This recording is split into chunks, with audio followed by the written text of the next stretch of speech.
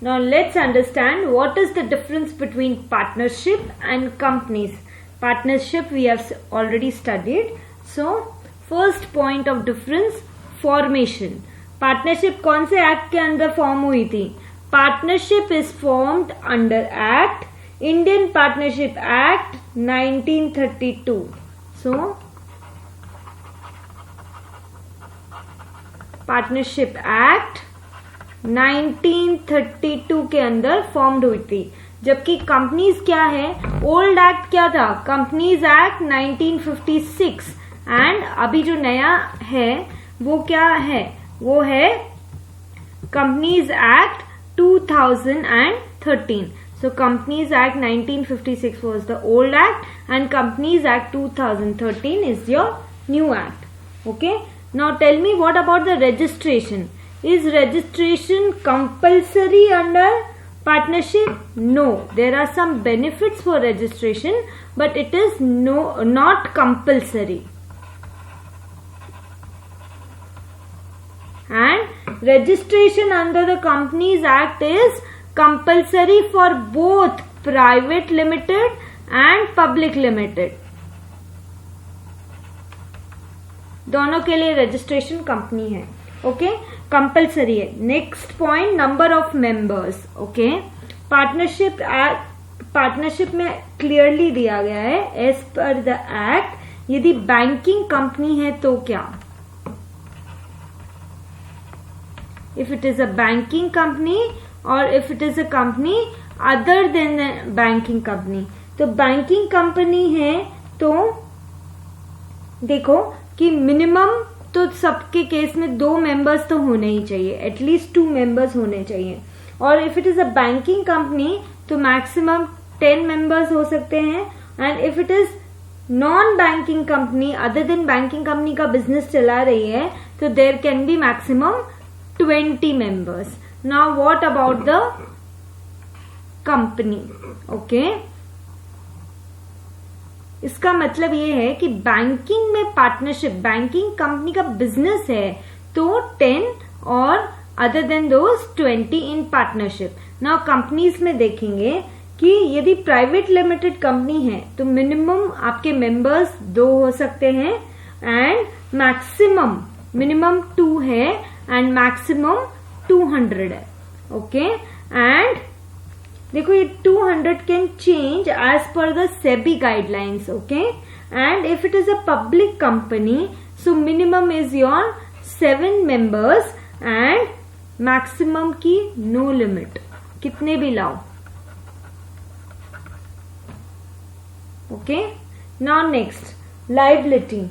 Liability of the partners सबसे बड़ा जो पॉइंट है जो कंपनी बनाने के लिए लोगों को अट्रैक्ट करता है कि पार्टनरशिप में liability of the members is unlimited. उनके प्राइवेट एसेट्स भी यूज होंगे यदि यदि पार्टनरशिप फुलफिल नहीं कर पा रही है क्रेडिटर्स की डिमांड, तो जबकि कंपनी में ऐसा नहीं होता. So liability is unlimited of partners except a minor partner. कोई माइनर पार्टनर है तो उसकी अनलिमिटेड लाइबिलिटी नहीं मानी जाती, जबकि कंपनी में लिमिटेड लाइबिलिटी होती है of members, that is limited to the amount of shares held by them. उसके ऊपर उनकी कोई लाइबिलिटी नहीं होती है in a general setup. Okay, next, now distribution of profits. Distribution of profits एक पार्टनरशिप कैसे करेगा? In PSR, that is profit sharing ratio. And if PSR is not given तो कैसे होता है? If PSR not given equally.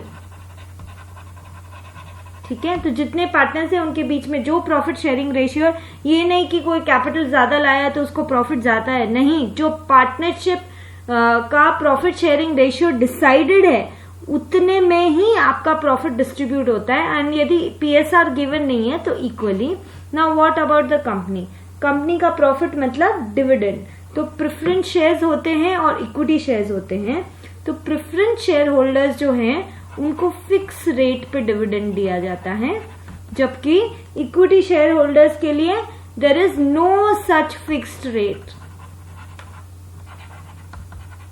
सबको देने के बाद जो चीज बचता है, जो प्रॉफिट बचता है और जितना मैनेजमेंट डिसाइड करता है उस हिसाब से इक्विटी शेयर होल्डर्स को दिया जाता है। इनके लिए जितना बड़ा रिस्क है उतना ही बड़ा रिवॉर्ड भी है।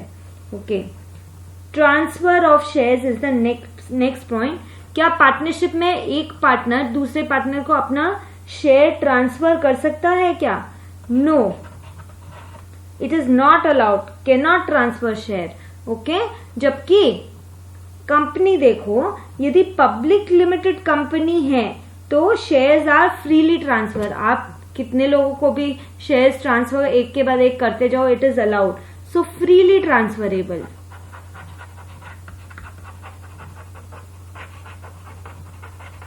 And what about the private limited company? Private limited company cannot transfer share freely.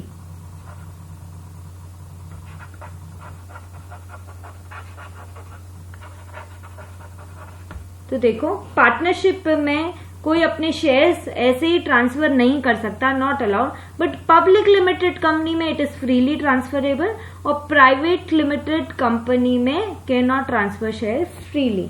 Now the last point, stability of business. एक बात बताओ, यदि कोई एडमिशन, रिटायरमेंट या डेथ है तो पार्टनरशिप पे फर्क पड़ता है? Yes, it is affected by admission, retirement or death of a partner, but company has a separate existence from its members. So is company affected by the action of its members? So no, उसका separate legal entity है company का, अपने members से अलग। मान लो कि public limited company है, 100 members हैं, कल को 10 उठ के चले गए, 90 ही बचे, will that affect company in any way? No, it will not affect, क्योंकि कंपनी अलग है उसके मेंबर्स से। So these were the basic difference between a partnership and a company.